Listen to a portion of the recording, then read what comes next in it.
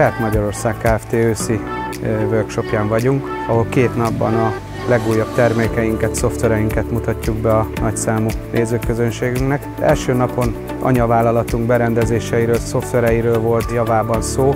Elsőként mutatjuk be a Werth Méréstechnikai GmbH Tomoszkóp X-es röntgenes CT rendszerű mérőgépét, ami abban egyedülálló, hogy nagyon kompakt, kicsi berendezés, egy monoblokk röntgencsővel, ami minimális karbantartást igényel, és emiatt nagyon kedvező az üzemeltetése is.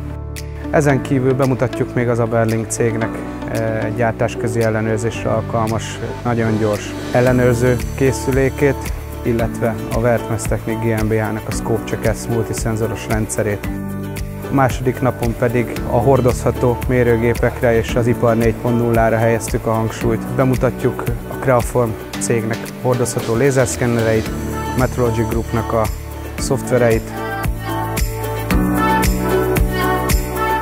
The topic Industry 4.0 is not very new. We are facing this challenge since quite a while already, especially when it's coming up to connect the CMM with the different departments. For 2019 or in general, we try to improve the speed, so integrate the CMM systems into the production line. And the other thing, our main goal is always multi-sensor technology, and at the moment the sensors are all separated on the machine, and we try to put them all into one, make it more easy and comfortable to work with.